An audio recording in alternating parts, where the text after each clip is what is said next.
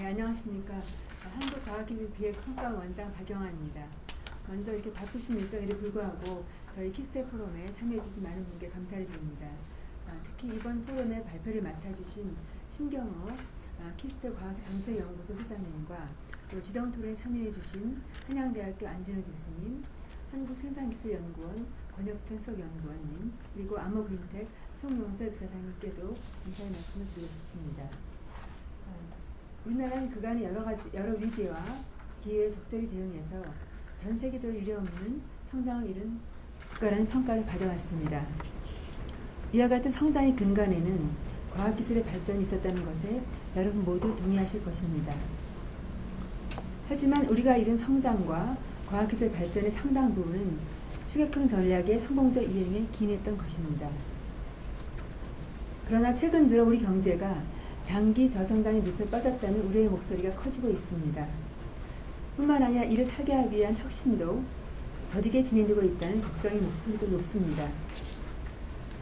아마도 이렇게 답답하게 느껴지는 상황은 우리가 경험하고 있는 위기와 문제가 과거에 한 번도 경험하지 못한 그러한 새로운 문제이기 때문일 것입니다. 미래 없는 성년 실업률, 가속화되는 고령화 저출산, 안전에 대한 요구 증대 등이 그러한 예라고 할 수 있을 것입니다. 즉 이제는 우리도 누군가를 본보기로 삼아 전략을 세우고 정책을 이행하는 벤치마킹 단계를 넘어 스스로 문제를 찾고 이를 해결하는 노력이 절실한 시기를 하겠습니다. 과학기술도 스스로 새로운 역할을 고민해야 할 때라고 하겠습니다.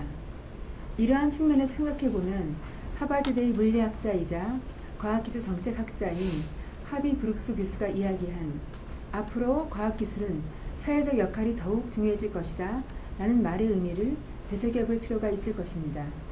즉 이제 과학기술은 우리의 삶을 유지하고 가치를 높이는 핵심적인 수단으로 역할을 수행해야 하고 이를 토대로 혁신의 초석 역할을 담당해야 함을 강조한 것이라 하겠습니다. 오늘 이 자리는 과학기술 혁신 역량을 활용한 사회적 가치 창출이라는 주제로 새로운 사회적 가치 창출을 위한 정보와 과학기술계 그리고 우리 모두의 바람직한 역할과 실천 방안에 대해서 우리가 고민하고 어떤 의견을 도출하기 위한 것으로서 마련되었습니다. 키스텝은 오늘 이 자리에서 논의되는 좋은 고귀한 의견들을 바탕으로 해서 향후 과학기술 정책 수립 및 실행 과정에 잘 반영하도록 노력하겠습니다.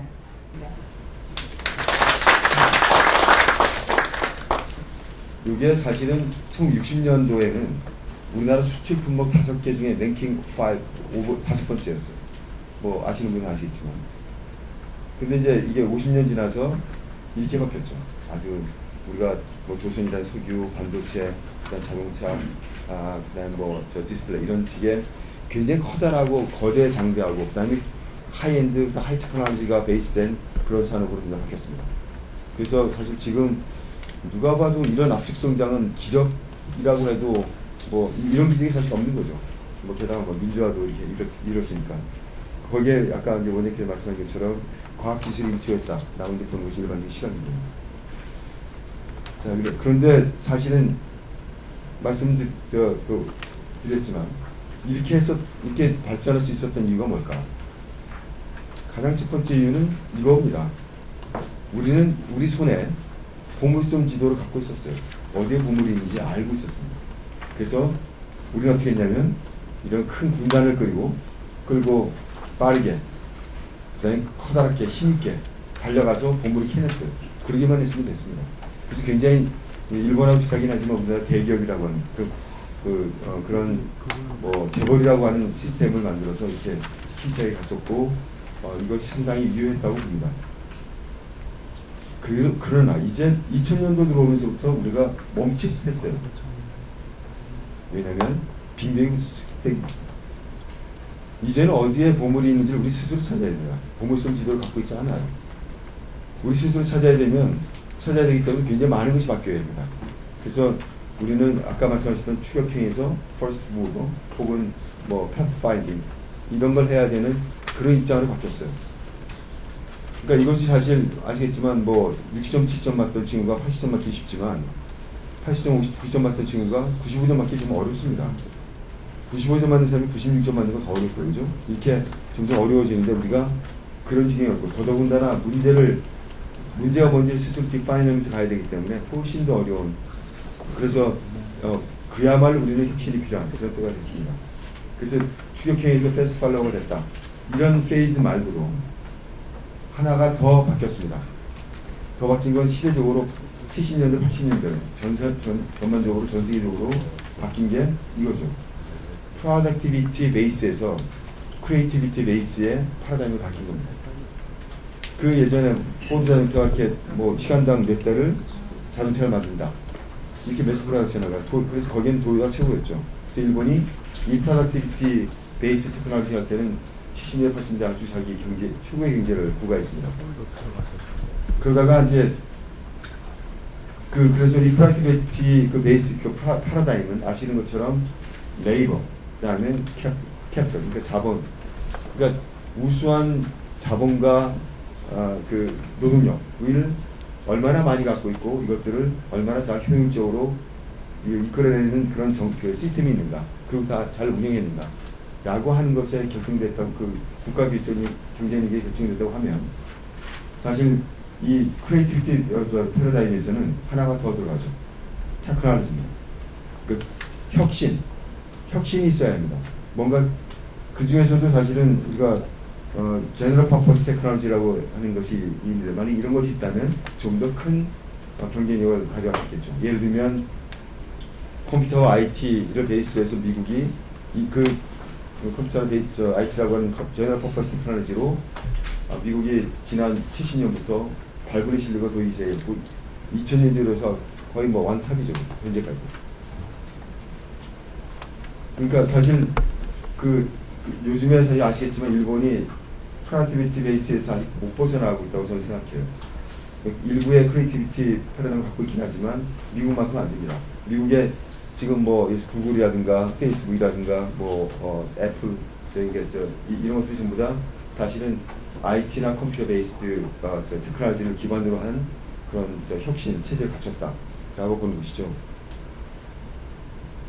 자, 그래서 그래서 우리도 이제 이런 혁신 같은 걸 해야 되는 것이 마땅한 명제예요. 그러니까 말씀드린 것처럼 우리는 두 가지 다 문제입니다.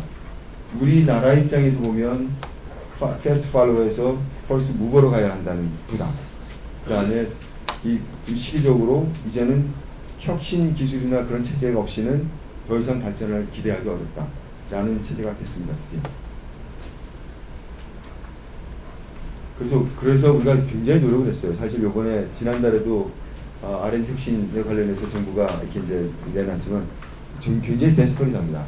그래서 모든 정부가 바뀔 때마다, 그다음에 뭐 장관이 바뀔 때마다 매번 R&D 혁신에 대해서 엄청나게 얘기를 했고요.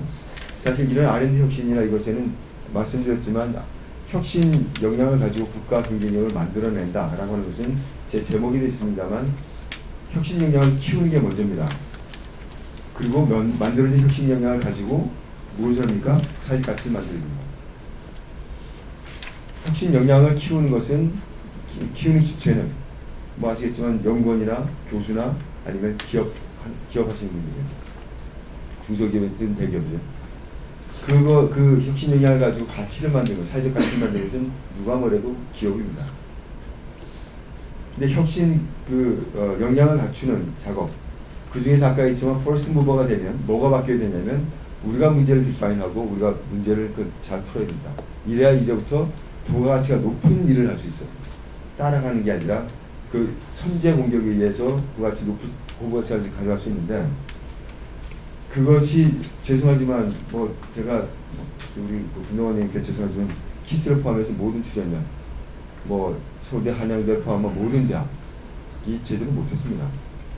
저는 감히 파괴적 혁신을 우리가 했던 파괴적 혁신, 대한민국의 파괴적 혁신은 아스라이 세종당이 전개했던 한글 이래로 없다고 생각해요. 자, 파괴적 혁신이 그만큼 사실 어렵죠. 굉장히 어려운데 이거 미국은 펑펑 터지는데 그러지 안 되나 이렇게 한숨만 질 수가 없죠. 우리도 뭔가 해야 되죠. 근데 그 부분은 제가 다른 시간이 돼서 기회가 되면 말씀드리겠습니다. 그러니까 사실 대부분의 그 우리가 연구는 적당히 주어진 문제를 가지고 풀다가 적당한 선에서 끝났어요. 그리고 기업한테 건네주기도 어려워요. 어려운 정도 끝났는데, 그래서 요 뒷부분을 제가 주로 오늘 말씀드리려고 합니다. 그러니까 우리가 만드는 혁신 역량이 있다고 치자. 자, 그나마 뭐 이런 혁신 역량을 가지고 그걸 가지고 사회 가치를 만드는 과정에서 왜 그렇게 안 됐을까? 엄청나게 노력했죠. 석고학사 프로그램도 엄청나게 많고요. 주로 이제 산자부, 하다못해 이제 미래부나 옛날 교과부도 사실 여기 뛰어들었죠. 석고학사 하려고. 그래서 뭐 17조, 18조라고 하는 R&D라고 하지만 대부분이 여기에 많이 사용됐어요. 그럼에도 불구하고 제가 보기에는 기업 입장에서 사회 가치를 창출해내는 기업 입장에서 땡큐 정말 너 아니면 안 됐을 거야 라고 하는 게 몇 건이나 됐을까요? 라고는 자문하게 됩니다. 참 왜 그러면 이게 우리만의 문제인가? 소위 the value of death라고 하는 것은 우리나라의 문제는 아닙니다. 전 세계가 그 문제고요. 이거에 대한 뭐 논문도 수두룩하게 많아요. 어느 나라든지 다 힘들어해요. 어려워하고. 그래서 그 벤치에 있는 결과를 어떻게 사회의 가치로 끌어내는가 라고 하는 거는 이 명제는 굉장히 큽니다. 근데 제대로 잘 안 되죠. 작동이 잘 안 돼요. 모르긴 몰라도 뭐 굉장히 많은 정책 입안자, 기획, 평가 잘 안 됐고 그림이 잘 안 잡혔습니다. 그래서 제가 이제 저 키스 입장에서 보는 게 행정 쪽을 6년 조금 넘게 지금 하고 있는데 한 6년 전쯤에 만들어 놓은 게 브릿지 프로그램이라고 하는 걸 만들었고, 제가 기술사업화를 작년 4년 전에 2010년부터 맡아서 한 2년간 했고, 이제 작년에 이제 다른 사람한테 물려줬는데 그 경험을 좀 말씀드리려고 합니다. 제가 처음 이런 문제 부담 들었을 때 생각했던 거는, 자, 이해 당사자들의 이해 당사자들을 다 훑어봤어요. 자, 이거를 건넬 때 이해 당사자는 누가 있죠? 혁신 역량을 만들어낸 사람 누구예요? 연구자, 교수, 뭐 저 기업에 있는 연구하는 사람. 자, 프라이빗 섹터에서 받아가는 사람 누구예요? 기업입니다. 자, 이 사람들을 둘 다 해피하게 만들어야 돼요. 그리고 이제 뭐 지금까지는 이제 우리한테는 슈퍼갑인 뭐 정부들도 그러네라고 하는 것을 인정을 받아야 되겠죠. 그 중에서 키는 누구냐면 누가 뭐래도 혁신력을 만들어낸 사람이에요. 이 사람이 움직이지 않으면 절대로 사회 가치를 만들어낼 때까지 끌어가지 못합니다. 그래서 그 얘기를 좀 하려고 하는데요. 그래서 지금 여기 기업가가 저 높은 절벽에서 저 가지고 오는 기술, 저 탐난 기술이 있는데 너무나 갭이 크고 너무나 멀고 먼 당신입니다. 굉장히 힘들죠. 오죽하면 더 value of death라고 할까요? 제가 주말이면 저는 사실 박영환 원장님께 늘 저 존경하는 마음을 갖고 있는 이유 중에 하나가, 사실 가정을 키우면서 이렇게 일하시기 어려운데요. 우리 집사람은 이제 그냥 열심히 놀아요. 그래서 뭐 논다는 게 사실은 가정 일이라는 게 이거 아시겠지만 여성들이 많지는 않으시네요. 사실 우리 일하는 것만큼 데스퍼라게 일이 많아요. 제가 한번 저 혼자 있을 때 이게 해보면 끊임없이 나와요. 가사 부담이라는 게 엄청나게 큰데 게다가 육아도 있죠. 그래서 제가 주말만큼은 제가 설거지하고 청소를 제가 하려고 해요. 그러는데 저 설거지 하다가 제가 손이 좀 무거워서 이제 설거지 깨끗하게 잘하는데 가끔 깨요. 그래서 이렇게 이거 갖고 있다가 이렇게 툭 깨면 사람이 너 이제 하기 싫어졌니 뭐 이런 핑계를 그러면서 이제 핑계감 만들어서 안 하려고 한다는 식으로 이제 핀잔을 주긴 하는데 굉장히 아깝죠. 이게 하나가 깨진 게 아니고 하나가 기스가 기스가 나는 게 아니고 요 세트가 사실은 망가져요. 아까워, 진짜 아까워요. 몇십만 원짜리가. 그래서 저 이거 설거지하다 깨고 나면 이거 그날 잠을 잘 못 잤는데, 그래서 근데 어쨌든 제가 열심히 주말에는 하려고 하는데, 그래서 생각해보면 이게 좀 안 깨지는 거 없을까 떨어뜨렸을 때 사람이 기본적으로 깨지게 돼 있어요. 브리트하니까. 근데 이제 우리가 피직스를 베이스로 하면 이거 잘 안 깨지게 할 수 있어요. 그러면 이제 스트럭처를 바꾼다든가 그렇게 해서 떨어진 그 에너지를 흡수하는 있어요. 그래서 어떤 사람이 그런 걸 만들었다고 칩시다. 자, 이 사람이 세라미스트, 머티리얼 사이언티스트, 그래서 굉장히 한 몇십 년간 해서 만든 게 뭐냐면 5배 강한 떨어져도 안 깨지는 강한 물질을 만들었어요.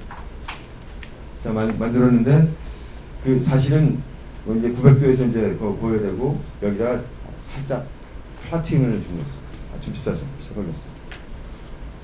자, 어쨌든 이 소문을 듣고 이렇게 했더니 이 소문을 듣고 이 사람은 어떤 기업가가 와서 한국도장이나 이런 데서 오겠죠.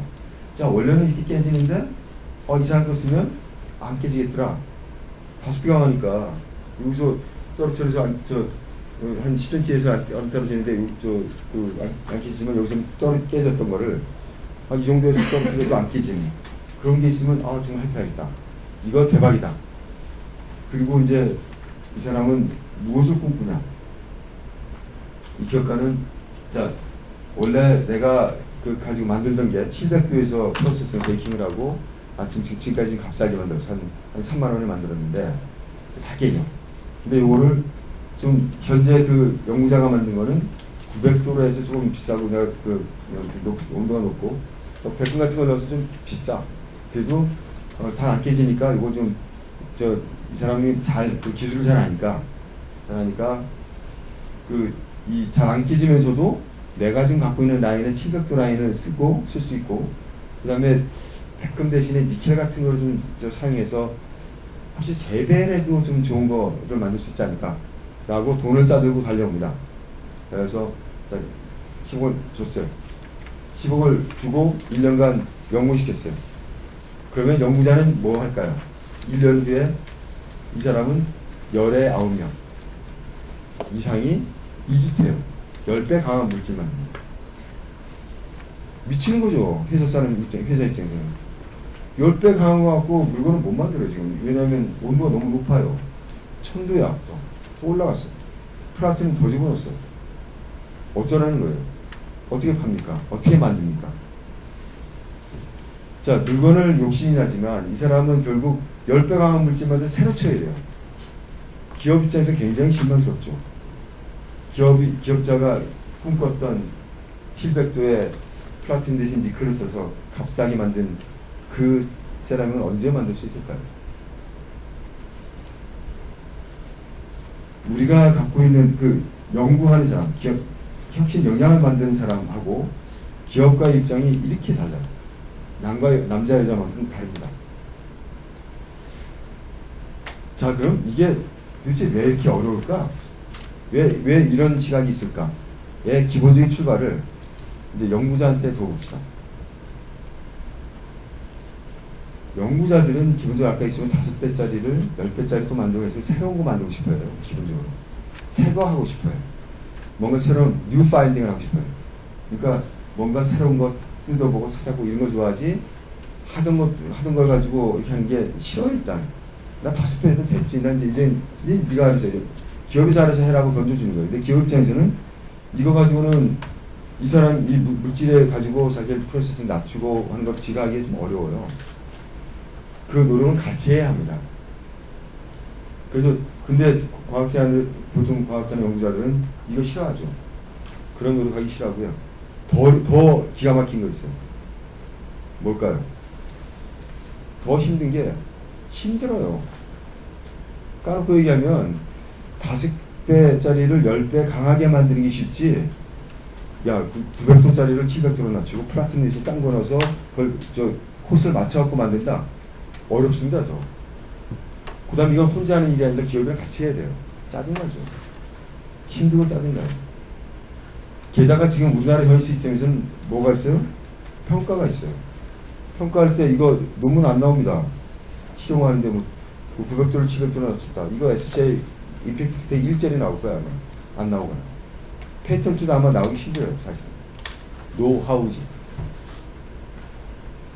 그럼 평가받을 때 이 사람은 그 기업한다고 여기다 오라고 열심히 하면 그렇게 열심히 하면 이 사람은 페이퍼나 페이턴트나 아니면 그 사이에 오버헤드를 따와서 다른 연구를 따와갖고 연구기관에 기여를 해야 되는데 그걸 합니까? 못합니다.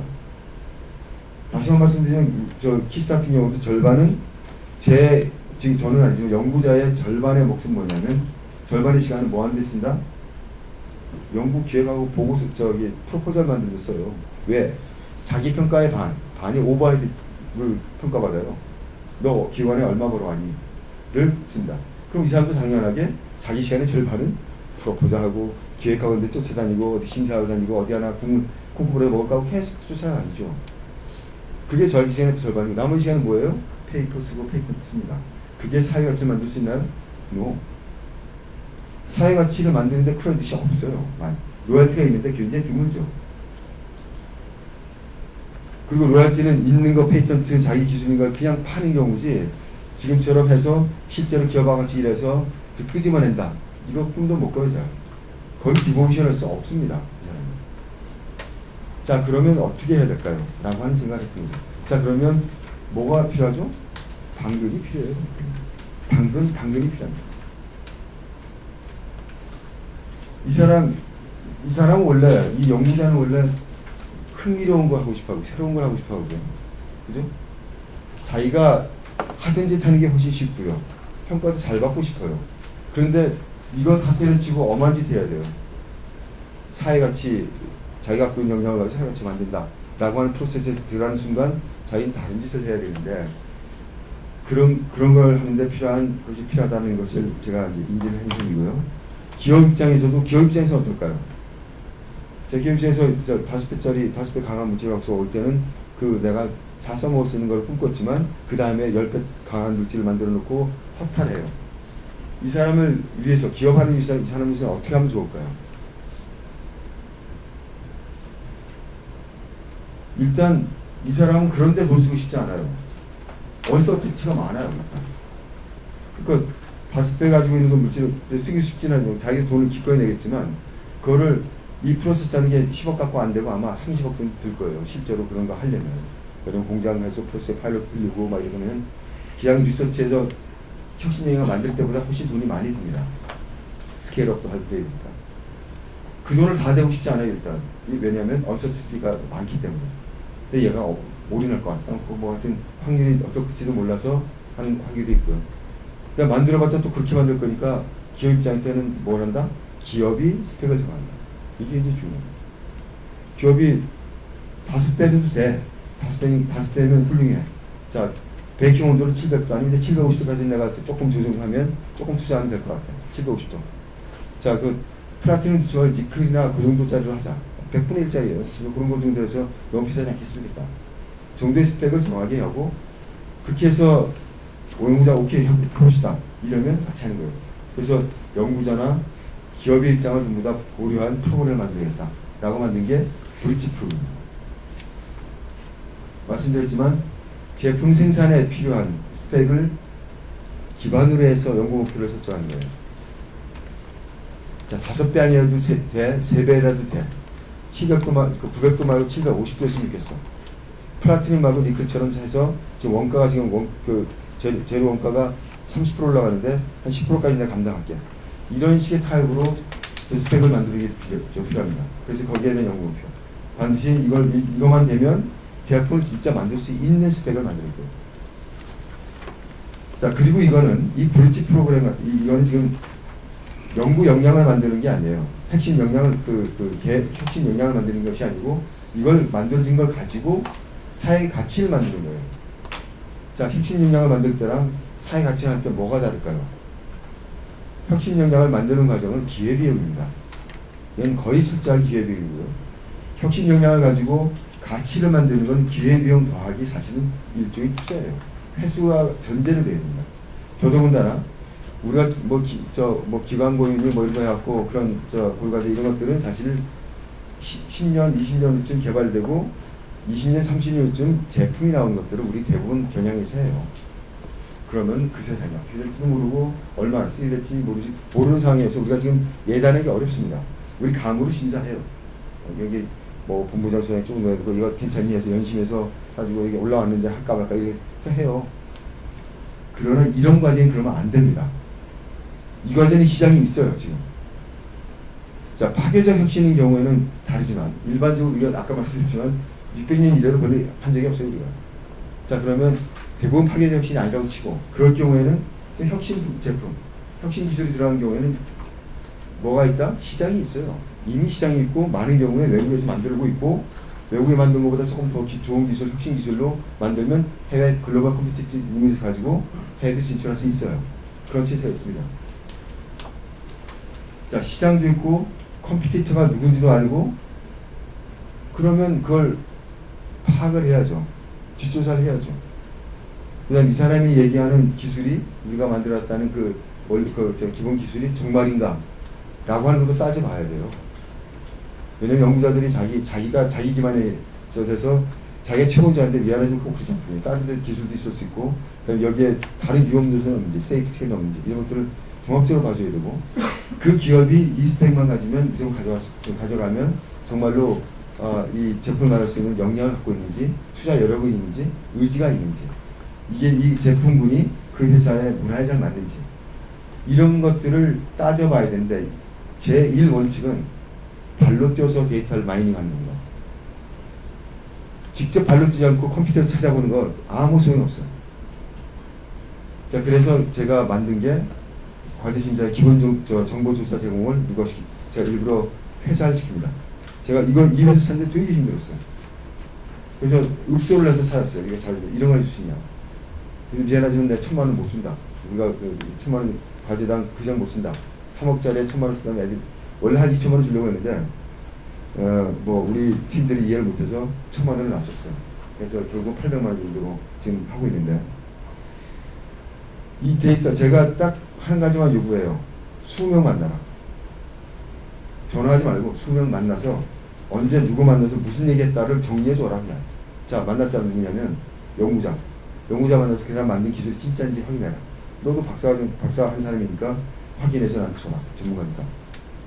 두 번째는 이 물건 외국에서 들어온 오퍼상이 있거나 아니면 그걸 가지고 오퍼상에서 그 사람 만나고 그 사람 그걸 누가 샀는지 구매 파트 만나고 그 회사에 실제 사용하는 사람이 있는지 찾아와서 공장 가서 그게 잘 돌아가는지 확인해라.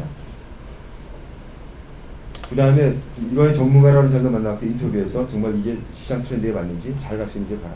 그래서 수명을 만나라. 직접 만나서 그 데이터 주면 그 데이터 한번 5페이지 10페이지 가지고 우리 PPT 보고 쓸 필요 없고 PPT 자료로 발표해라. 그냥 발표하면 우리 심사들이 우리가 그건 잘해요.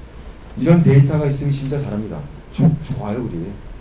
근데 이런 데이터 하나도 없이 심사하고 30분 만에 20분 만에 끝나면 그리고 3억, 5억, 10억 떡분이 연구비 주잖아요. 상용화 프로젝트는 그러면 안 된다고 저는 생각해요. 데이터가 충분히 찾으면 다 나올 수 있는 데이터들인데 왜 그걸 안 합니까? 이걸 하고 난 다음에 굉장히 많이 바뀌었어요. 창업하는 것, 그 다음에 브리지 프로그램을 선정하는 것, 이게 상용 프로그램 선정할 때 그냥 감 잡아서 이게 좋겠다 라고 했던 게 태반이 깨져요. 그 다음에 그 사장 인터뷰도 해야 된다. 사장 직접 가서 보고 공장 돌아가는 거 보고 정말 그 회사 실체가 있는지 그 회사 상황 인터뷰 좀 신실한지 정말 자금이 있는지 회계 같은 거 좀 보고 적당히 봐서라도 기본적인 이거 끝나고 나면 우리한테 다시 연구비를 다시 로열티 줄 수 있는지 그런 거 확인합니다. 그 다음에 이게 언설티티가 있어요. 그래서 출연연 예를 들면 키스트가 중소기업인 경우는 거의 전부를 냅니다. 연구하는 이때 이런 스펙을 만족할 때까지 들어가는 돈 5억이든 10억이든 우리가 될게 선제적으로 투자하는 거예요. 대기업인 경우에는 저희가 반반 할게요. 30억 들어 15억 우리가 낼게요. 그리고 이것을 이 스펙을 완성했어? 기술적으로 문제 없어? 제품 가져가는 문제 없어? 혹시 문제 있어? 문제 있으면 이런 안 줘도 돼. 문제 없으면 가져갈 수 있으면 우리가 만약에 10억을 줬으면 12억 정도 은행 이자에다 플러스 알파 정도로 해서 우리한테 로열티를 지급해라. 로열티를 지급하면 12억이 들어오면 그 절반을 누가 갖습니까? 연구자가 가져가요. 연구자한테 충분히 제법 큰 당근이 됩니다. 이거 했을 때 우리 이거 처음 얘기했던 우리 본부장 회의나 연구소에 있는 소장이나 공장들이 야 이게 지금 뭐라 해줘도 아니야 그러시더라고요. 그래서 제가 그랬습니다. 우리가 지금 2,500억, 3,000억 가까이 쓰는데 사회에 기여하는 거에 10% 정도는 쓰고 사회에 진짜 기여하는 게 되면 좋잖겠냐. 근데 사회에 기여하는데 아까 얘기했지만 그런 배려가 있으니 이걸 총체적으로 몰아가려면 이것도 투자해야 된다. 그래서 이게 로열티 들어온 것뿐만 아니라 이거 아주 사회 가치를 만드는 게 얼마나 큰가라는 거를 제가 이제 주장을 해서 국회시켜서 지금 진행 중이고 2012년부터 했습니다. 자, 그래서 하나의 좋은 예가 나왔어요. 2012년 6월인가에 키스테에 있는 친구한테 누가 찾아왔어요. 두산 엔진이라는 곳에 찾아와서 2016년부터 그 국제해양 그 기구에서 2016년부터는 낙스라고 NOx라고 해서 아질산 가스인데요. 이게 굉장히 유해합니다. 그래서 이거를 어느 정도 수준 이하로 하지 않으면 엔진에서 나온 게 그 이하가 되지 않으면 입항을 못 시킵니다. 라고 하는 그 뭐 액트가 나왔어요. 레귤레이션이 나왔어요. 그러니까 이제 또 몸이 달았죠. 2012년에 와서 키스테 이제 찾아보니까 하는 사람이 있어서 그 사람한테 전 세계에 있는 샘플을 다 갖고 왔어요. 그러니까 시제품도 있고 뭐 상용 제품도 있고 아니면 지금 원학교에서 대충 만들어서 이제 특허도 있고 그런 것들 다 열 몇 개를 갖고 와서 이거 특성 좀 재줘라. 그래서 어떤 물질이 돼 있고 뭐 물질을 만들었고 값이 얼마나 쌀 건지 그다음에 이게 특성이 얼마나 좋은지를 좀 해달라 그래갖고 한 2, 3개월 해서 이제 조사를 쭉 해줬어요. 이 양반이 이제 조사를 쭉 하다 보니까 내게 제일 나은 것 같아. 라는 생각을 가졌어. 값도 싸고. 그래서 이 양반이 이제 그 카운터 오퍼를 했죠. 야, 내 거 갖고 좀 하면 안 될까? 근데 너 어떻게 되는데? 이제 보니까 꼴이 3g으로 겨우 특성 나온 거예요. 3g에서 만들어서. 우리 거 안 되는데. 그러니까 이제 봉사하는 거죠. 이게, 우리 이 방보다 방 몇 배쯤 돼요, 엔진이. 배 엔진이. 그냥 거기에 한 10분짜리에 이제 캐터리스 이런 시스템이 있어서 거기에 카트리지를 넣어갖고 이제 디낙스 이제 그런 걸 하게 됐지. 캐터리지를 넣어서 빼게 돼 있는데, 우리가 이거 하나, 이 캐트리지 하나, 캐트리지 시스템 만드는데, 1톤쯤 든대요. 그러니까 1톤 드니까 사실 2톤 정도 로봇들이 만들어져야, 거기서 그거 가지고 이제 우리가 시스템 하나 만들 수 있는 거예요. 그러니까 이제 난감한 거죠. 1톤에 8천만 원이에요. 재료값만. 근데 얘가 지금 벙쳤죠. 그럼 뭐 어렵겠네. 이러고 있다가, 자, 이런 프로그램이 있다라고 이제 얘기를 했더니, 그 친구가 해줄 수 있냐. 그거 어떻게 내용을 보니까, 얼마 들겠니? 그랬더니, 좀 한 5억이면 되겠다면서. 야, 무슨 5억이냐. 지금, 그러니까 2016년까지 4년 동안 5억, 6억 정도는 되겠다고 그러더라고요. 그래서, 너 이거 한 번 만에 할 수 있니? 그래서 제가 12억을 줬어요. 12억을 주고, 첫해 5억, 그 다음 3억, 뭐 1억인가 하여튼 3억, 2억, 2억인가 이렇게 해서 이제 10억을 해서 이제 줬는데, 그래서 스펙을 이제 이렇게 프로그램을 짰죠. 그래서 2016년에 실제 한번 돌아가서 결국 2016년에 이제 제품을 완성할 수 있게 이렇게 한번 해보자. 그래서 프로그램을 만들었습니다. 이 친구가 1년 만에 했어요. 그러니까 스펙이 뭐냐면 한 번에 2톤 나오고 2톤을 부어서 특성이 나올 것. 그 2톤 만든 걸 가지고 카트리지 만들었을 때 특성이 나올 것. 진학서 어느 수준 이하가 나올 것. 이 두 개 스펙이에요. 근데 이거를 1년 만에 끝냈습니다. 이 친구 내가 알기로는 정말 1년에 한 번도 쉰 적이 없고요. 명절 때도 지각하고 있어요.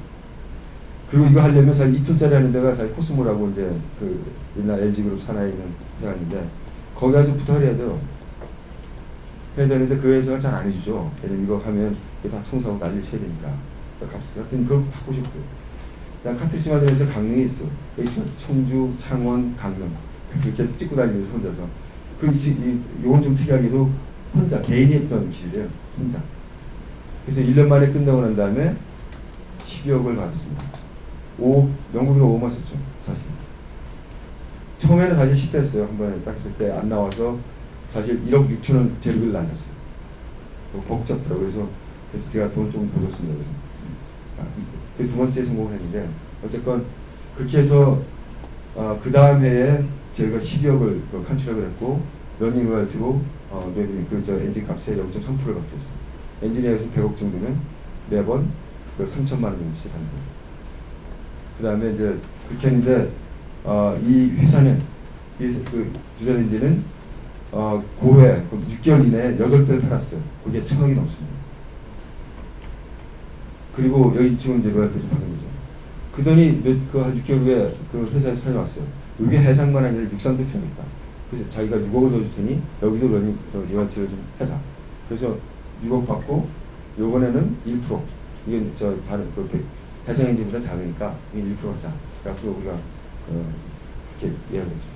이 친구가 그러니까 순식간에 6억 벌었죠. 또 3억 벌었죠. 러닝로이트로 아마 당분간 매년 적어도 2억씩을 받을 거예요. 거의 혼자 한 게임이어서 거의 혼자 한 거죠. 자, 좀 잘하실까요?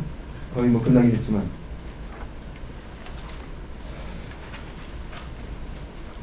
자, 기지개 하는 게 굉장히 효과적이 좋더라고요. 기지개 한번 켜고. 자, 아까 같은 케이스는 사실 뭐 다이아몬드 하나를 가진 판심이라고 볼 수 있겠어요. 근데 일반적으로 상용화 기술이나 이런 기술들은 사실은 그렇게 단순하지 않습니다. 대부분 여러분들이 연구자들이 만든 구슬을 가지고 혹은 뭐 금을 가지고 사실은 목걸이를 만드는 작업을 해야 돼요. 이런 목걸이를 만드는 작업을 했는데 목걸이 만드는 데는 여러 가지 구슬과 그걸 조합하는 기술, 여러 가지 기술들이 필요해요. 이럴 때 하는 방법을 제안을 드렸고, 제가 사실 한 5년 전에 이제 계속 주장을 해서 3년 전부터 시작을 했던 프로그램입니다. 소위 ORP라고 하는데, 오픈 리서치 프로그램. 자, 이거는 어떻게 시작한 거냐면, 이게 상용화거든, 아니면 그 사회 에서 필요로 하는 그런 기술을 하든, 그런 기술을 할 때 구슬 만드는 작업은 끝난 케이스를 가정하고 그 구슬을 가져와서 목걸이 만드는 작업만 하자. 사회가치를 만드는 작업을 합시다라는 거 제안하는 거예요. 여기에 첫 번째는 키스트가 꼭 대장하자고 생각하지 말자. 키스트 돈을 들이되 한 절반 정도는 밖으로 풀자. 그 다음에 키스를 포함해서 드림팀을 만들자 라고 하는 거였어요. 그래서 사회문제 해결 문제를 사실 먼저 건드렸습니다. 그래서 우리가 한 게 치매 조기 진단, 녹조 제거실을 했고요. 올해가 마지막 때인데 또 좋은 나왔습니다. 근데 제가 원래 꿈꿨던 것보다 조금 못했어요. 반발이 워낙 심해서 우리 본부장님들이 야, 우리 돈을 왜 딴 사람 주냐, 우리가 제일 잘하는데 왜 우리가 PI 가서 딴 사람 PI 되냐, 뭐 이래갖고 난리 치는 바람에 살짝 원래 뜻보다는 못했지만 그래서 출발했어요. 근데 재밌는 건 이걸 하자마자 그 다음에 정부에서 우리한테 50억 줬어요. 예쁘죠? 이런 게 하니까. 그래서 50억 받았던 그런 게 있었거든요. 그에 이제 그래서 개방용 사업이 조금씩 더 익스텐션 지금 되고 있습니다. 그래서 연구 계획 같은 건 뭐 이런 식으로 해서 뭐 수요자 기업으로부터 결국 이것이 이제 뭐 이렇게 해서 선정해서 문제분석하고 이렇게 했는데 결국 이걸 수익 체계는 이제 아까 얘기했던 드림팀을 만든다. 될 거고 실제로 써먹는 걸 한다. 자, 써먹는다가 뭔다? 누가 한다? 기업이 한다. 기업이 예스 하는 순간 되는 거예요. 기업이 내가 이거 가지고 돈 벌 수 있겠네 라고 가야 서스테이너빌리티가 생겨요. 사회 뭐 이렇게 녹지 이런 문제도 계속 돈 때려박으면서 국가 세금 쓰면서 해결하면 안 됩니다. 물론 초기에는 약간 뭐 기술이 비싸거나 아니면 아마 프라핏이 잘 안 나와서 조금 보조를 해야 될지 모르지만 기업이 나와서 직접 해서 자기가 프라핏 생긴다고 생각해서 가야 서스테이너빌리티가 있다고 생각해요. 사회가치 창출은 기업이 예스해서 자기가 비즈니스를 할 때부터입니다. 라는 가정으로 제가 평가를 어떻게 한다? 기업에 의존돼서 활용하고 그 기업이 비즈니스를 한다. 그러면 성공한다고 볼게 라고 했습니다. 기술 상용화 프로그램도 똑같아요. 아까 말씀드린 것처럼 목걸이를 만든다. 기술 상용화를 한다는 거는 자, 지금 우리가 이제 많이 상용하는 방법이 여러 가지가 있죠. 자, 특허를 판다, 기술을 판다. 그래서 이럴 수도 있고 중소기업과 같이 일해서 자기가 갖고 있는 기술을 아까처럼 해갖고 제품을 만드는 데 도와준다. 이럴 수도 있지만 거꾸로도 해보자 라고 해서 작년부터 제가 시작한 게 있습니다. 수요형 프로그램. 그러니까 기업이 무엇을 원하는지를 먼저 좀 찾아내자. 자, 우리가 막 성과 그러니까 혁신 역량을 만드는 과정에서는 막 만들어요. 물론 뭐 우리가 10년, 20년 후를 보고 만들지만 막 만드는데 그게 어디에 사용될지 잘 모르지만 막 만들죠. 꽤 물론 뭐 성공할 수 있을 거라고 이제 꿈을 꿔가면서 이제 막 역량을 만드는데 그게 사실 흘러가는 가게에 떨어진 눈처럼 녹아내리는 게 굉장히 많아요. 방향성 없이 그냥 하다가 없어지고 보고서로 끝나고 되고 그런 게 많은데 지금 제가 얘기하는 앞단의 문제, 그러니까 기초 원천의 문제를 제외하고 그다음에 우리가 갖고 있는 기술을 갖고 있는 거 가지고 파는 과정에서라면 이걸 거꾸로 하는 게 맞겠다고 저는 생각합니다. 그래서 거꾸로 지금도 사실 프로그램이 어페런틀리 그런 것처럼 보여요. 산자부도 그렇게 해왔죠. 자, 기업한테 얘기해서 스펙 만들라고 그러고 요구사항이 뭐다 그러는데 기업은 첫 번째 이거 비밀이라면 안 내놔요.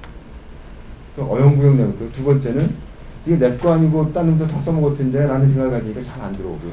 세 번째는 그 스펙이라고 하는 것이 기업이든 연구자든 그게 좋은 거여서 그냥 한 10억 20억 나도 떼먹을 수 있으니까 그냥 니네 할 수 있는 게 어디까지야? 그냥 거기까지 하자. 내가 한개 이만큼이면 그럼 요 정도면 내가 99% 성공하겠네 라고 스펙을 정하죠. 아주 베이그하게 스펙을 정해요. 그 다음에 베이그하게 평가받을 수 있게 이 전부 성공할 수 있게 성공 못하면 알토라 갖고 그 달콤한 저 세금을 지들이 못 가져가거든요. 저 연구소에 연구원들 돈도 주고 이래야 되는데 그걸 중에서 먹을 수 있는데 그렇게 해왔어요. 다 아주 나쁜 짓을 해왔어요. 근데 이거는 어차피 기업이 가져와서 제품까지 만들려면 어떤 기업에서 필요한 거를 정말 옵티마이즈해서 홀리스틱하게 그 프로그램을 완성시켜서 줘야 합니다. 그래야 사회가치가 끝까지 가는 거예요. 그게 기업이 둘이 합쳐서 같이 하면 더 좋겠고 아니라면 적어도 그 하나의 기업이라고 하더라도 그걸 하고 그 사람이 대신 다시 그걸 펼칠 수 있게 그렇게 해서 하면 좋겠다는 생각이어서 제가 기업들을 지적했습니다. 그러니까 지금 조금 전에 RFP를 만들어서 하는 것 지금까지 안 됐던 이유 중 하나입니다. 그래서 이번에 혁신 방안에는 좀 바뀌어서 나왔던데 그래서 지금 출연료 갖고 있는 기술을 기업하고 검토하고요. 그래서 CTO 레벨하고 오너, 제가 CTO하고 오너를 둘 다 만납니다.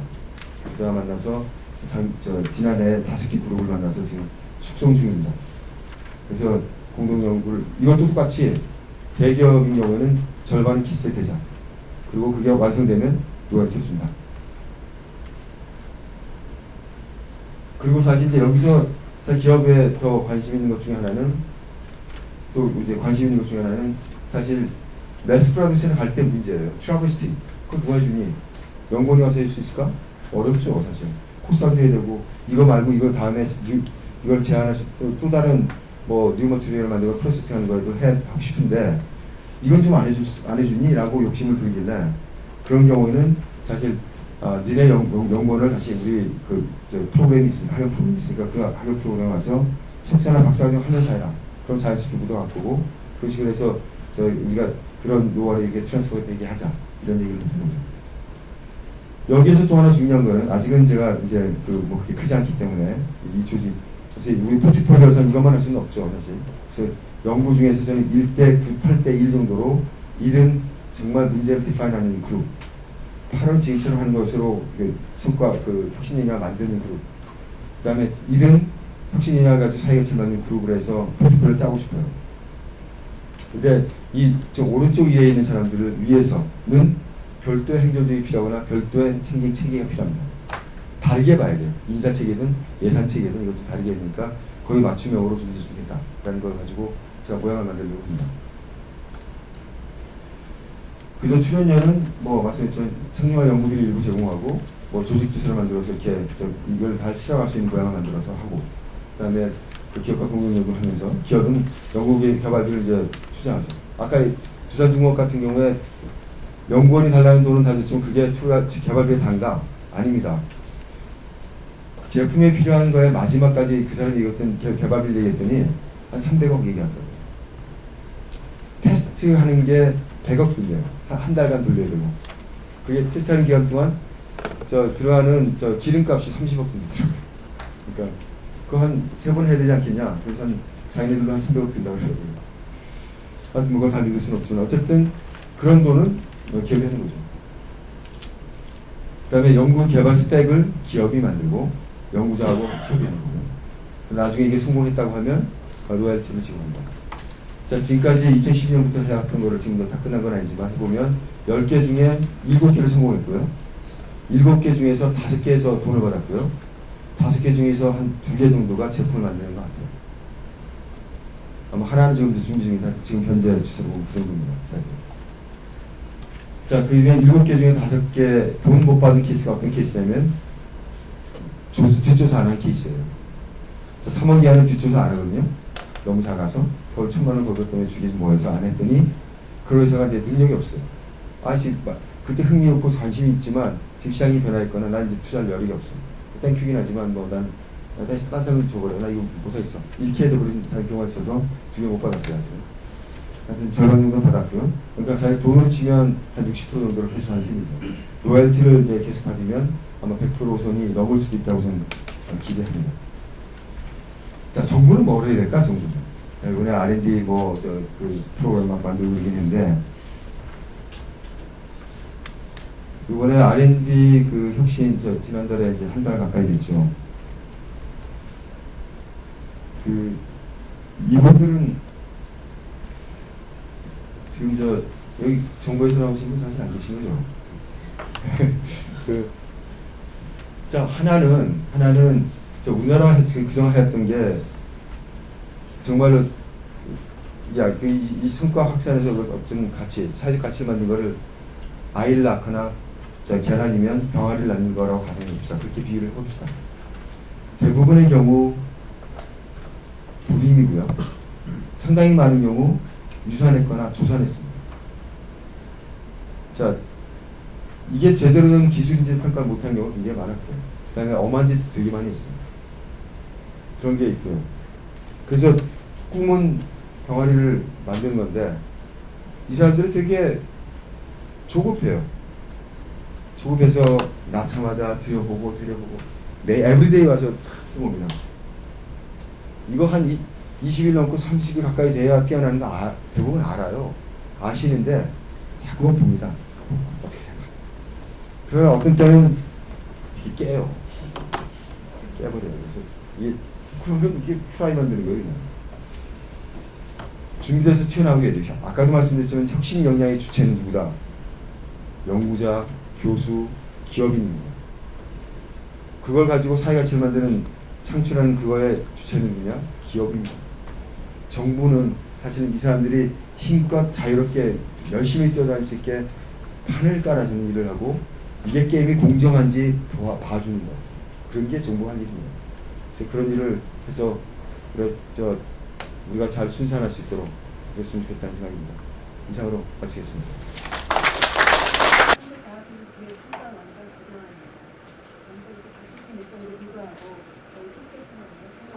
신경호 박사님께서 이게 발표하신 내용 쭉 들어보니까 생경호는 저게 프로그램 다예요. 저희 지금 우리가 한 2천원, 3천억 쓰는데 그 기관 보유 사업이 한 750억 정도인데 750억이 다 저런 프로그램으로 지금 운영되고 있습니다.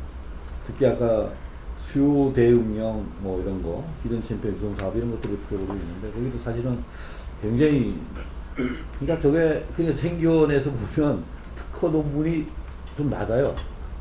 논문이 잘 안 나오는 이유가 이제 저런 기업에서 요구하는 것을 갖다가 실제 스펙을 제시하고 심지어 너 이거 3년 만에 끝나면 기업에서 기술을 얼마 낼래를 처음에 계약을 합니다. 저도 그런 과제를 하나 하는데 1년에 3억씩 해갖고 한 6억 주면 내가 최소한 2억씩을 로열티로 너네 줄게 성공하면 스펙을 미리 정한대요. 미리. 굉장히 어려운 건데 그러니까 거의 연구자들은 그 기업에 가서 살다시피 합니다. 좋은 아주 사례인데 좀 더 우리 키스트도 사실은 굉장히 좋은 그 원천 기술을 갖고 있기 때문에 저는 이런 프로그램이 좀 더 활성화되고 했으면 좋겠다라는 생각이 듭니다.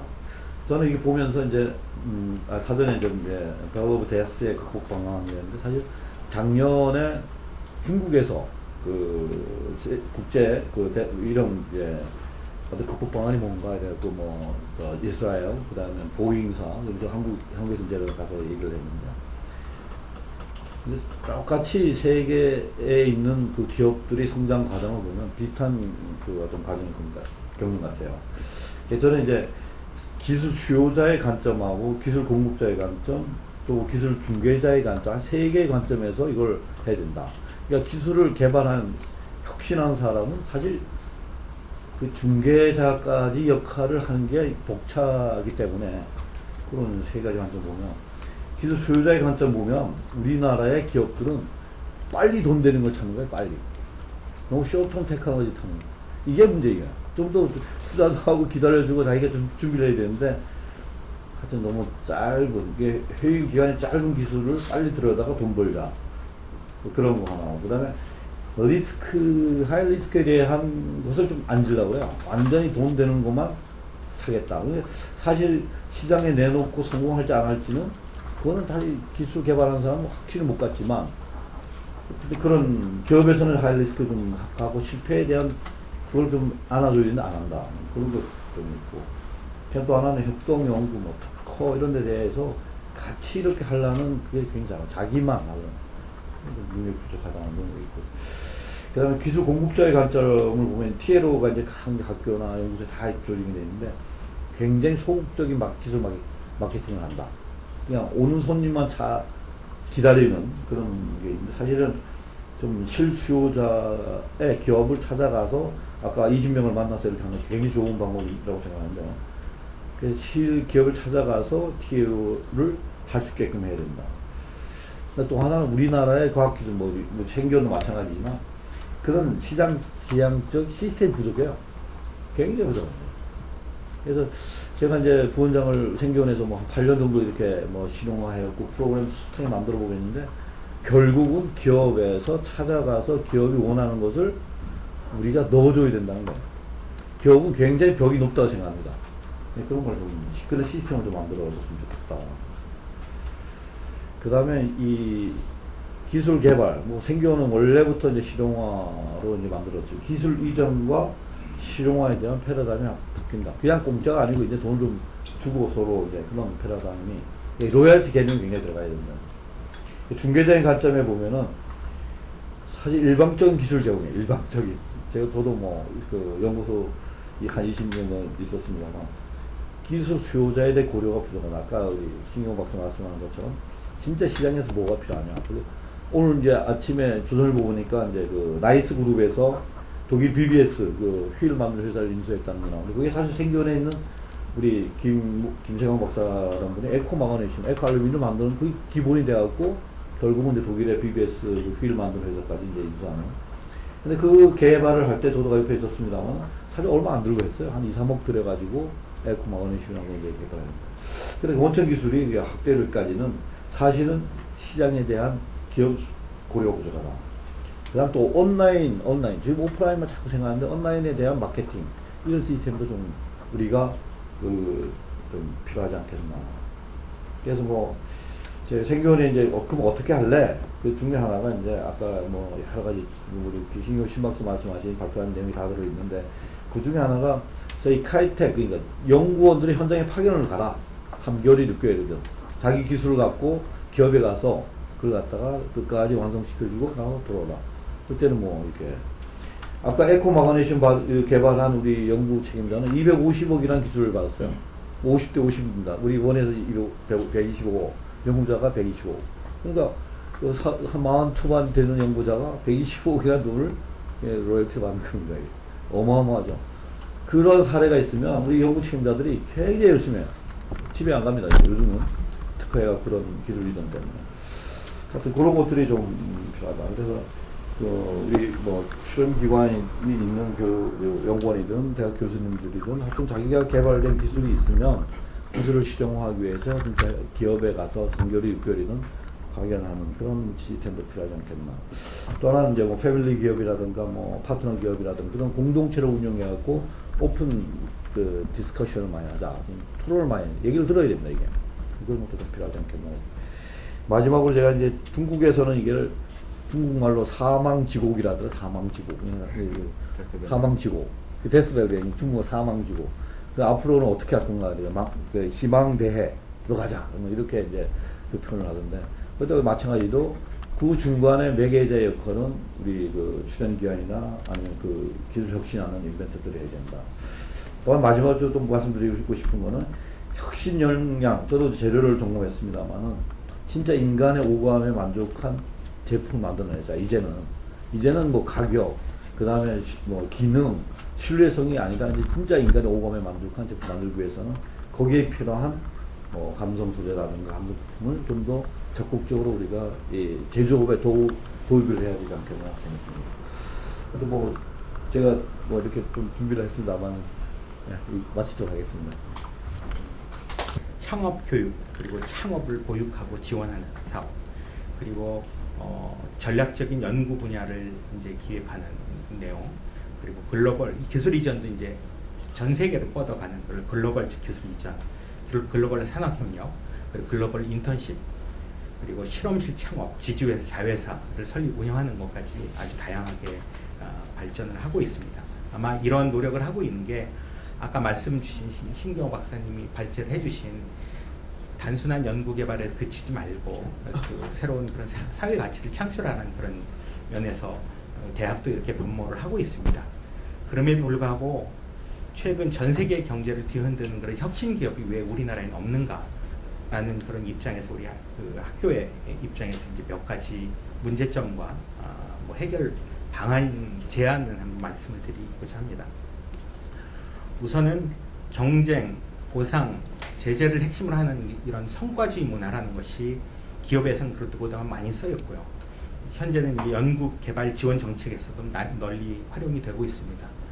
하버드 대학의 가드너 교수라는 양반이 개간 경제학의 대가이신데 2012년도 연구 한 가지 사례로 72개 기업의 인터뷰를 통해서 성과 압력이 그런 결과물에 미치는 영향에 대한 연구 결과를 발표한 적이 있습니다.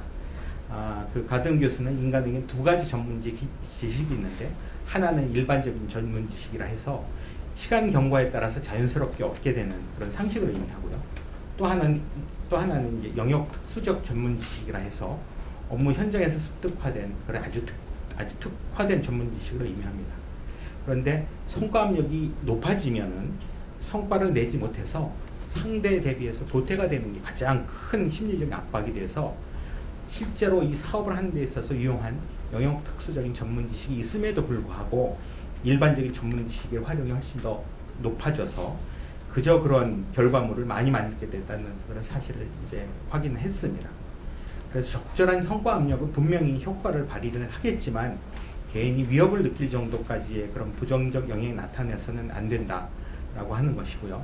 이런 입장에서 보자면 지금 국가가 연구개발 사업에 대해서는 그런 평가를 할 때 너무 획일적인 정량적인 성과 평가를 하고 있는 게 아닌가라는 내용입니다. 최근 기초연구개발 사업에서도 그 불성실 실패 사례를 올해부터 작년에는 사실 못 봤습니다. 올해부터 대학의 기초연구 사업에 대해서도 불성실 실패라는 사례가 많이 나오고 있는데요. 사실 그 기준이 달라졌다고 저는 들었습니다. 자신이 제시한 그런 목표, RFP에 나온 그런 목표를 어테인하지 못하면 무조건 불성실 실패 카테고리에 들고 그 다음에 이거를 더 봐줄 것인지에 대해서는 그 이후에 그런 일이라고 봤습니다. 예전에 비하면 많이 강화된 면이죠. 그래서 사실 이거는 최근 2015년 5월 13일 날 국가재정전략회의에서 발표된 정부 R&D 혁신 방안에 보면 도전적인 연구를 촉진하기 위해서 조기 달성이나 달성 불능 시 중지를 하는 얼리 엑시트 그리고 목표 수정을 인정하는 무빙 타겟 그리고 성실 수행을 인정을 하는 활성화를 하겠다는 이거와 진짜 반하고 있는 그런 내용입니다.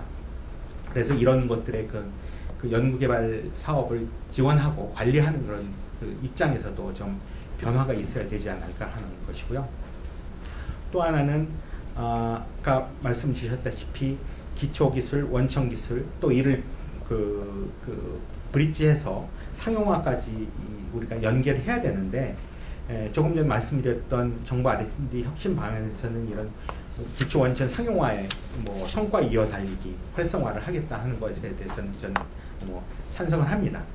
그래서 이제 꾸준하게 한눈을 파는 그런 연구자가 인정을 받고 이 실제로 가치 창출에 큰 도움을 줄 수 있으리라고 보는데 실제로 기초 연구하는 사람이 상용화까지 끌고 갈 수 있을지에 대해서는 여러 가지 개인적인 탤런트도 그 관련이 돼 있지만 이거를 그 분리해서 봐야 될 것인지 아니면 한 사람 같이 이어달리기를 하도록 우리가 조장해야 될 건지에 대해서는 여러 가지 논란이 있습니다. 그렇지만은 기본적으로 뭐 적당한 시점에서 상용화 개발자에게 기술을 넘길 것인가 이런 판단을 하기 위해서라면 전문가의 그런 좋은 체계도 필요하고 연구자들의 교육도 필요하다고 봅니다. 이를 위해서 정부에서는 기술가치 평가사, 기술거래사 등의 전문가 양성 과정이 있지만 저도 제 돈 내고 그 자격증을 따긴 했지만 이게 실효성 있는 그런 교육 체계는 아직 못 갖췄다고 봅니다. 그래서 이런 것에 대해서도 저희가 시스템을 좀 갖춰야 되지 않을까. 그래서 우리 한양대학교에서는 3단 내에 있는 그 기술 이전 조직, TLO 조직을 10명 이상으로 지금 보강을 하고 있고요. 대기업 임원 출신의 그런 산학협력 중점 교수들을 저희 채용해서 이러한 노력의 첫걸음을 저희 떼고 있습니다. 마지막으로 한마디만 더 말씀드리면 저희 연구자들도 그냥 기술만 알아서는 되지 않는 그런 상황이 되지 않았을까라고 봅니다. 잘 아시겠지만 그 르네상스 시대 그 레오나르도 다빈치를 보면 이 사람의 직업을 구글링 해보시면 여러 가지 직업이 나옵니다. 화학, 조각가, 발명자, 기술자, 건축가, 해부학자. 그러니까 이분은 혼자서 모든 일을 다 했던 이런 것인데 우리한테 지금 필요한 것은 무리이긴 하지만 이런 사람을 요구하는 그런 시대가 됐습니다. 다빈치 정도는 안 돼도 최근에 아주 성공한 사람이라고 일컬어지는 그 애플의 스티브 잡스나 페이스북의 마크 저커버그를 보면 이 사람들은 사람의 마음을 읽는 그런 인문사회적인 역량 그리고 시장을 읽는 경제적인 지식이 전문 기술과 같이 결합이 돼서 그런 사회적 가치를 창출한 그런 사례라고 볼 수가 있겠습니다. 저희 이런 시도를 저희 한양대학교에서 실시를 하고 있는데요. 내부에서도 좀 반발이 있긴 하지만 아트 앤 테크놀로지라는 전공 분야 육성 계획을 하고 있습니다. 여기서는 미술, 음악, 심리학, 공학, 자연과학들을 다 융합하는 그런 융합형 육성 인재인데 시작을 기술자로부터 시작하는 게 아니라 예술적 감각을 지니고 있는 학생들을 뽑아서 기술을 트레이닝을 한번 해보자는 새로운 시도를 올해 말부터 시작할 예정입니다. 혹시 기회가 되시면 이런 새로운 시도에 키스텝에서도 많은 힘을 실어주셨으면 좋겠습니다. 네, 두서없이 말씀드렸습니다. 감사합니다. 신 박사님이 이야기하신 대로 지금 이제 1인당 GDP 2만 불 시대를 과학기술을 통해서 열었던 것 다 인정할 거고요. 5만 불 시대를 열어라는 것도 과학기술의 역할이라고 우리가 많이 얘기를 합니다. 근데 2만 불과 5만 불은 그 의미가 매우 다르다고 생각을 합니다. 지금까지는 열심히 노력해서, 그러니까 기업 입장에서 말씀을 드리면 열심히 노력해서 많은 제품을 무조건 팔아서 그렇게 우리 2만 불을 달성했던 시대라면 5만 불은 그냥 많이 팔아서 되는 게 아니라 많이 남겨야 되는, 기업 입장에서 보면 이익을 많이 남겨야 되는 그런 입장에 지금 현재 있습니다. 제가 그러니까 신규 입사자들 6개월에 한 번씩 교육을 할 때마다 질문하는 게 여러분들 머릿속에는 얼마의 월급을 받았으면 좋겠습니까? 하고 생각하냐고 질문을 합니다. 그러면 GDP로 얘기하면 다 4만 불, 5만 불 시대에 살고 싶어 합니다. 그러면 제가 얘기를 하죠. 저보다 똑똑합니까? 저보다 더 열심히, 더 많이 일하고 계십니까? 이렇게 질문을 합니다. 똑똑한 거 갖고 하면 악유가 될 거니까 이제 그 얘기는 안 하고요. 더 많이 누가 일하냐고 할 때 그거에 대해서 이론이 없죠. 제가 더 많이. 그러면 제가 얘기합니다. 저는 2만 불 시대도 행복했는데 여러분들은 어떻게 회사가 5만 불을 여러분들한테 줄 수 있다고 생각하십니까? 이렇게 질문을 하고 시작을 합니다. 5만 불을 그러니까 월급을 많이 올리기 위해서 기업은 이윤을 더 많이 내야 됩니다. 이제는 많이 파는 게 아니라 많이 이윤을 남기지 않으면 월급을 더 올려줄 수 없는 그런 시대에 저희가 살고 있습니다. 그럼 결국 이제 아까 말씀하신 대로 패스트 팔로에서 퍼스트 무버로 가야 되는데 이제 기업 경영이 매출액 관점에서가 아니라 이익 관점으로 전환이 돼야 되고요. 이익 관점이라는 거는 생산성 관점이 아니라 가치를 제품에 저희가 만들고 있는 제품의 재화의 가치를 그 밸류를 높이지 않으면 저희가 얻을 수 없는 그런 가치라고 생각을 하고요. 그런데 이제 문제는 그 가치가 공급자가 만들어내는 게 아니라 수요자가 즉 개인이나 어떤 사회나 또는 정부나 국가가 그 밸류를 주고 있다는 사실입니다. 따라서 저희가 기업 입장에서 바라는 거는 우리가 갖고 있던 그런 연구 역량들을 갖다가 이 가치에 어떻게 집중시키고 거기에 단위 밀도당 더 많은 힘을 실어줄 수 있는 것인가에 대한 그런 문제들에 대해서 저희는 이제 생각을 많이 하고 있고요. 그래서 어떤 방향성과 그 밀도를 높이는 방법이 뭔가 이제 그런 생각들을 저희가 주로 많이 하는데, 사실 연구자들은 이런 그 가치에 대한 것들도 수요자와 공급자가 좀 다르다고 생각합니다. 연구자들은 주로 좀 괜찮은 거, 좋은 거, 이제 저희 회사에서 얘기하면 나이스한 거에 주로 많이 집중을 합니다. 그러나 이것들을 제품으로 만들어서 팔아서 고객의 지갑을 열기 위해서는 나이스한 게 아니라 머스트 해야 된다고. 꼭 고객이 필요한 것들이어야만이 고객은 지갑을 엽니다. 제가 늘 얘기하듯이 요즘 젊은 사람들은 지갑을 열기 위해서는요, 뭐 사라고 그러면 웹서핑해서 가격을 쫙 훑어보고요, 품질은 세계 최고, 가격은 최고 낮은 거, 그러면서도 불구하고 또 그것도 모자라서 더 그 가격 중에서 싼 것들을 찾아가는, 그러면서도 가치는 찾아가는, 이것들을 어떻게 맞춰가야 될 거냐에 대한 문제를 고민해야 된다고 생각하고요. 결과적으로 말씀드리면 수요자와 공급자가 현재는 굉장한 소위 말한 오해의 그 인식의 차이가 존재한다고 생각을 합니다. 그래서 제가 볼 때 사업화를 뭐 하나의 제안을 드린다면, 실용화를 전제로 하는 과제들이라면 그 RFP 작성, 물론 그렇게 하신다고 제가 얘기를 많이 들었는데, 실제로 그 RFP 작성이 공급자, 즉 연구자에 의해서 작성되는 것들이 대부분이라고 생각을 합니다. 물론 수요자가 많이 참여를 한다고 그러지만 아직까지 잘 안 되고 있는 것 같고요. 수요자가 반드시 그 RFP를 컨펌할 수 있는 그런 여건들이, 이건 실용화 과제 한해서요. 그런 식으로 실용화 과제에서 컨펌을 함으로 말미암아 연구자들의 어떤 그 방향성을 좀 더 고 수요자가 요구하는 쪽에다가 이렇게 좀 이렇게 회전할 수 있는 그런 작업들을 좀 해야 되지 않을까. 왜냐하면 보통의 연구 개발 과제를 저희가 그 어떤 연구단체랑 하고 나서도 사업화하기 위해서는 보통 3년, 4년 정도의 추가적인 연구가 항상 필요합니다.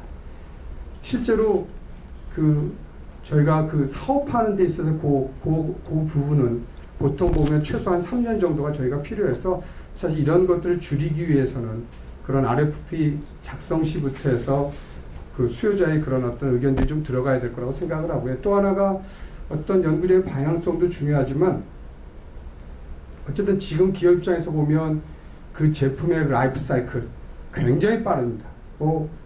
한 2, 3년마다 저희가 새로운 제품을 개발해 내야 되고요. 또 그 제품도 옛날같이 단순 목적의 제품들이 아니라 지금은 굉장히 다기능의 그 제품들을 요구를 합니다. 저희가 최근에 모 회사에 납품하고 있는 것들을 과거에는 NFC 안테나 하나 납품했고, 뭐 무선 충전 하나 납품하고, 뭐 또 첩해제 따로 납품했는데, 지금은 그 스페이스가 굉장히 한정되기 때문에 이런 것들을 다 뭉친 제품들을 만들어내려는 겁니다. 그러기 위해서는 사실은 혼자 갖고는 안 된다고 생각합니다. 연구자들이 그 이렇게 단위 면적의 밀도를 높이기 위해서 연구자들이 모여서 함께 이제는 그 융합적인 제품을 만들어내야 되는데, 제가 보는 관점에서 보면 그 저희 직원들도 마찬가지고 저도 마찬가지지만 저희는 그 소위 말해서 혼자 하는 거에 너무 익숙합니다. 소위 말해서 턴키 베이스를 너무 좋아하는 그런 입장인데, 사실 그렇게 갖고는 그런 욕구, 즉 융합적인 제품을 만드는 데는 굉장히 한계가 있다고 생각을 합니다. 그래서 굳이 뭐 제안을 한다면 저는 그런 생각을 합니다. 연구자들이 같이 모일 수밖에 없는 여건이나 그런 어떤 생태계를 조성해야 될 거라고 생각을 하고요. 그러기 위해서 무엇을 할까 생각을 해보면, 지금 그 연구개발 과제의 RFP가 어떤 개발 과제가 뭐 소위 말하는 그런 기술 준비도 TRL 3에서부터 8까지 하고 이런 과제들이 굉장히 많은데, 이렇게 되면 아까 말씀드린 대로 조금 다를 수도 있는데, 사실은 TRL 뭐 3에서 5까지를 잘하는 사람하고 TRL 7에서 9까지 잘할 수 있는 사람은 저는 분명히 상당한 경우에 다를 수 있다고 생각합니다. 연구자들도 이 부분은 제가 볼 때 좀 내려놓아야 된다고 생각하는 게 뭐냐면, 기초연구를 잘하시는 분이 끝까지 사업화를 해야 된다고 생각할 이유도 없다고 생각하고, 또 사업화를 잘하는 사람이 또 기초연구에 또 막 해야 된다고 생각할 이유도 별로 없다고 생각합니다. 지금 시대에서는 이것들을 융합해가는 과정이 좀, 물론 그런 능력을 다 갖고 계신 분은 또 나름대로 하실 수 있겠지만, 대부분의 경우에 있어서는 제 생각엔 강제적으로라도 TR을 좀 나눠놔서 그 TRL 단계마다의 어떤 핵심적인 역량을 갖고 있는 사람을 중심으로 해서 그 전 단계나 후 단계의 어떤 그런 사람들이 함께 모여서 연구함으로써 그런 것들을 이루어갈 수 있는 작업들이 좀 필요하지 않을까 하는 생각들을 좀 해보고요. 그 과정을 통해서 여러 가지 그 평가 체제도 TRL 전 단계에서야 당연히 실패에 대한 용인이 필요할 거고요. 뭐 TRL 7, 8, 9단계에 가면 당연히 사업하기 때문에 거기는 그 평가의 지침 자체가 뭐 논문이나 이런 게 아니라 정확하게 매출액이나 이런 관점에서 좀 어떤 세분화하는 작업이 좀 필요하지 않을까 하는 생각을 해서 좀 함께 모여서 연구하는 풍토를 저희가 좀 만들어야 되지 않을까 하는 생각을 하면서 그러기 위해서는 어떤 연구 자료라든가 이런 것들이 많이 오픈되어야 되는 그런 물론 준비 작업이 또한 필요하다고 생각을 합니다. 그런 면에서 제가 이제 키워드로 얘기한다면 결과적으로는 어쨌든 수요자와 공급자가 만나야 될 거라고 생각하고요. 그 만남의 장을 통해서 어떤 공통되는 것들을 발견할 수 있는 그런 장들, 그런 생태계가 좀 더 쉽게 또 접근하기 쉽게 조성되는 작업들이 정부를 중심으로 해서 이루어지는 것들이 좀 필요하지 않을까. 물론 지금까지 말씀하신 것들은 뭐 거의 그게 그 얘기일 수도 있는데요. 저희가 조금 뭐랄까 원칙적인 것보다는 조금 디테일하고 좀 구체적인 것들로 좀 접근해서 하나하나 좀 이루어 나가는 작업이 필요하지 않을까 하는 생각을 하게 됐고요. 그러나 어쨌든 과학기술을 통해서 저희가 여기까지 발전해 온 거고 또 회사에서도 결과적으로는 미래가 결국은 과학기술을 통한 신제품 개발했다고 단언하고 있습니다. 그래서 그런 쪽에서 저희가 더 많은 생각을 해주시고 연구에서 기업을 또 좀 더 그런 관점에서 지원해 주시면 더 좋은 결과가 있을 것으로 생각하고 있습니다. 감사합니다.